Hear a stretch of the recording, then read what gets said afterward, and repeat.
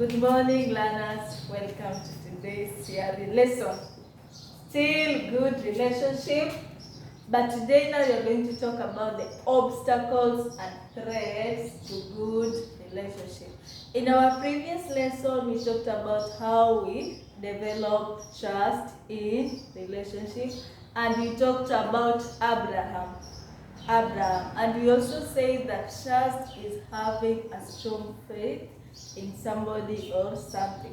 And we say that Abraham had a strong faith in God.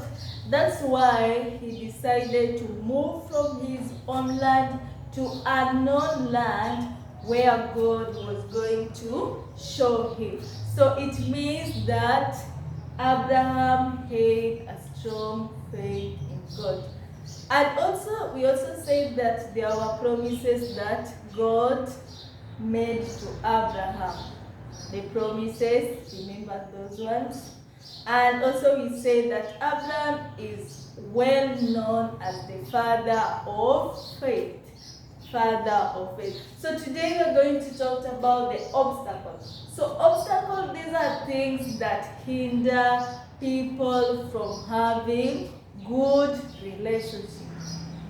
First lesson we talked about factors that promote good relationship, and we mentioned the factors.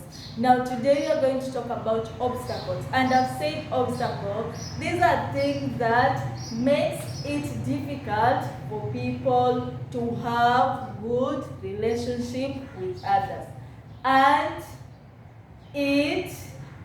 instead it makes them to develop bad relationship. And you're also going to see the factors that hinders people or that makes people to develop bad relationship with others. But before that, we want to talk about the reading. 2 Timothy 3:1-5. In the reading, you will find out that we are being warned about the last days. What the last days is going to be. Like, you will find people will be merciless, people will be unkind, people will be favoring others people, and also people will develop hatred. So hatred, so those signs or those factors shows that during the last days, people will have bad relationship with others. And remember that we are told that for us to live happily with others, we need to develop good relationship. So let's see the factors that, or the obstacle that threatens good relationship. And they include, we have favorism.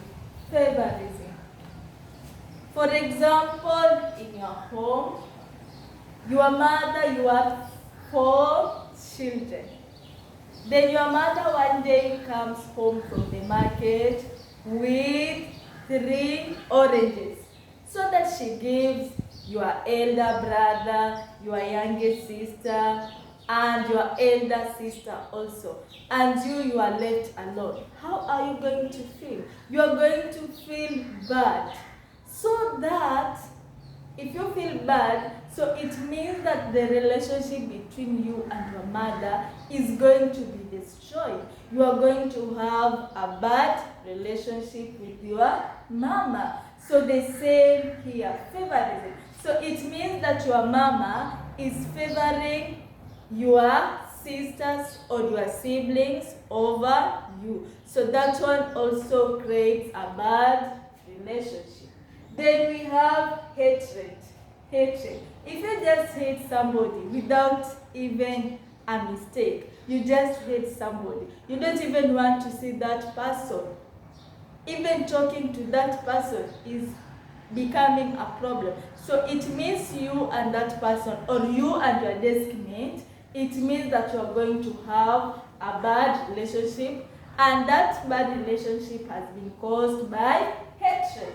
So hatred is an obstacle that hinders people of developing good relationship, or it creates bad relationship among people. Then another obstacle is jealousy.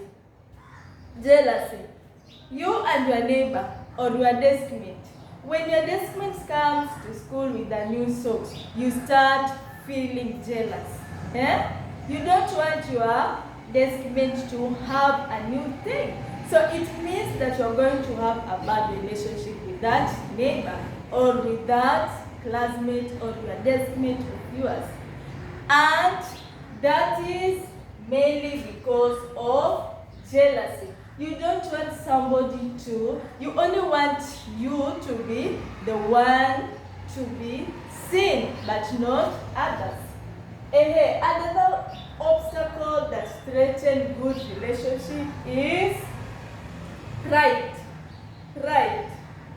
Pride. You are always proud of yourself. You don't want to recognize the efforts of others. So it means that those others are not also going to have a good relationship with you because of that pride. And there's always a proverb that says, pride comes before a fall. So if you're always proud, one day you are going to have something terrible.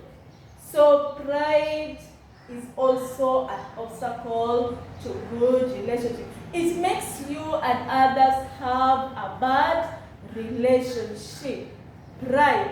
So as a good Christian, you need to humble yourself.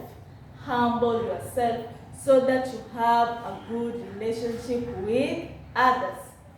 Another obstacle to good relationship is gossip. Gossip. Gossip. You don't sit down. If you see somebody has a torn shirt, your work is to go everywhere. You tell everyone, you see this one doesn't have a new top, doesn't. No. As a Christian, you don't even have to gossip about one another. You don't even have that right. Instead of gossiping, you need to, if you see that somebody is needy, try to help instead of gossiping, talking about the person. So gossip there brings or it creates a bad relationship between or among people. Another obstacle to good relationship is greed. Greed.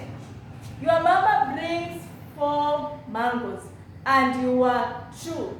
So instead of sharing 4 mangoes between the 2 of you, you say that I want to eat 3 mangoes. Then my younger brother eats 1. That is not being fair. You are becoming greedy. And that greed is likely to threaten your relationship between your brother and you. Because now your brother will be seeing you like, this one is not a good person. My mama brought 4 mangoes. She had to give me 2 mangoes and also eat 2. But with her, she has decided that she wants to eat 3.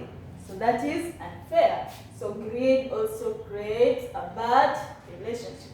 Another one is unkind. Unkind.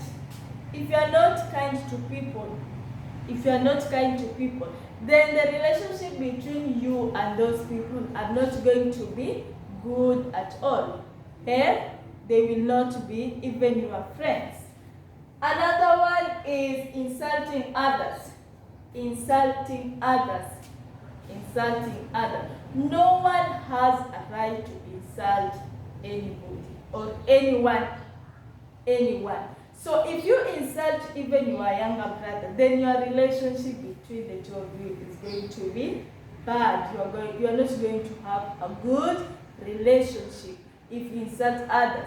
Instead of insulting somebody, just tell that person, you know you've done for me this one, I'm sorry. Instead of going throwing insults.